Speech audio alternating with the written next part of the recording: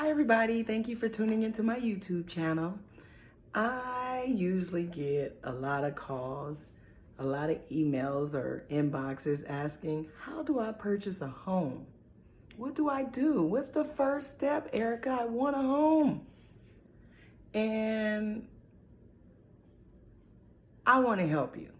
I want us to buy this block, people. You can do it. You can do it. We can buy the block together, all right? Or buy one home individually until we have a whole entire block. Anyway, you start off by being realistic, okay? It's a realistic thing.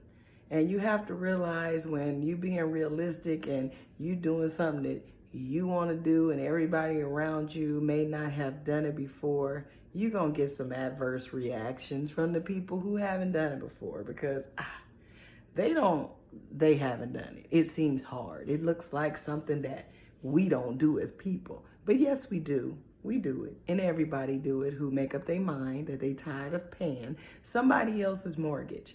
And so the first step is to be realistic. Okay? Do you have a job? Number one, you need to have employment or a business and you need to have been in the business or employment for at least 2 years, okay? Number one, at least 2 years. You want to have stability before you get yourself in over your head and you lose your home. So we don't want you to lose your home. Have 2 years of a business or 2 years of work, all right? 2 years of tax returns. Make sure that you're doing your taxes, okay? Because taxes are important, not for just buying a home, but also for the IRS, so they don't come looking for you after you make all that great money, okay? And then after you work in and you're doing your taxes, hopefully you're saving a little money because there is a lot of first-time home buyer programs and things that will assist you with your down payment and your closing costs, but you may need to bring some money. You're at least going to need about $1,000 in order to put up a good faith deposit, and that's letting the seller know when you put in an offer for their home that you're serious. So you put up a good faith deposit, and usually, we like it to be $1,000 or more. That's saying, hey, seller, I'm not just going to tie up your house and not really serious about buying it. I really want it. Here's $1,000, and if I back out for no reason, you get to keep my $1,000. Okay, so you're putting up some money.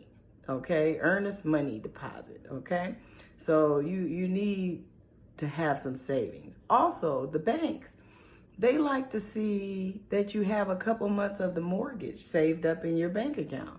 So if your mortgage is $1,000 a month, you want to at least have $5,000 to $6,000 in the bank. At least a couple months of the mortgage. Or what a lot of people don't realize is that banks can look at your 401k, and 401k that's just sitting there, it can be considered that savings that you have waiting. You also can use your 401k for down payment and closing costs for your home. And you won't be penalized, okay? You won't be penalized for using that for a home. And so a lot of people don't know that, so I'm letting you know that if you got a little bit of 401k sitting up in there and it's not earning a lot or whatever, you got a couple thousand, you can use that for a home, okay? At least you'll be building equity in your house, okay? And so we went over, you have to get your mind right, make sure you're ready. Don't listen to the people around you that may have not done it. Keep it to yourself. Talk to the professionals, okay? Make sure you're employed for at least 2 years or more, okay? Employed or self-employed, that's own your own business. Make sure you do your tax returns and have some money saved, okay? You want to make sure you have some money saved. When you buy a house, something may break. You cannot call the landlord if something breaks in your house, okay? There's no landlord. You are the landlord, you are the owner, and you have to fix it, okay? And so make sure you have a couple dollars saved. If it's in the 401k, if it's a gift from a family member, if it's your savings, make sure you have some money, Okay? And then the biggie, all right, you got those three things down. Now it's time to start talking to a loan officer. Okay?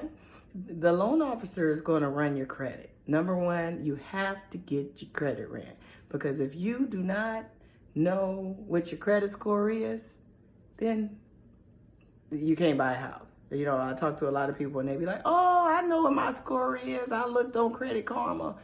Credit Karma does not have the same score as the lender. So get your credit ran, see what your score is, and then go from there. You at least need, you know, for different programs, 620 or higher, 640 or higher.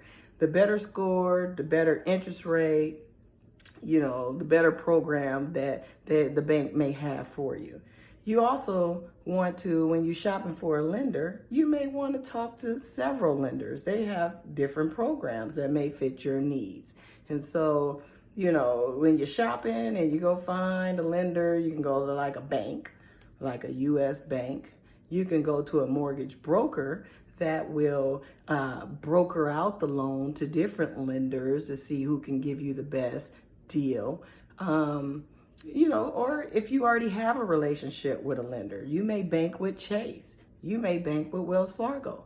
Whichever one that you bank with, they may be able to lend you money for your home. Okay? And so there you go. You have your credit ran, you able to give your pay stub information to the loan officer, you able to give your taxes to the loan officer, you able to give your bank statements or your 401k. You want to get things like that together and make sure that, you know, you have it all lined up, all your paperwork, so you can get the loan done really fast.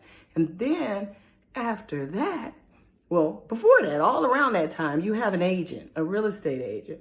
Once you get that pre-approval letter from your loan officer, then now your agent, which is me, hello, Erica Fields, I'm your real estate agent.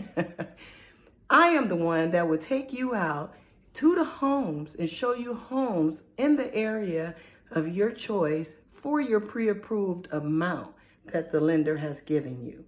Okay? And then we find the home of your dreams.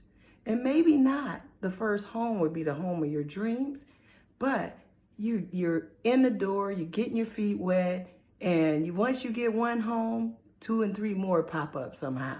Okay? And so don't fret if it is not, you know, the $500,000 home. You may be able to buy the $300,000 home right now, but know that it's a stepping stone to wherever you want to be.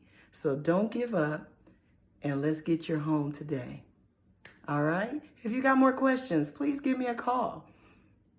916-585-1982 or email me yrent.whenyou.canown@gmail.com.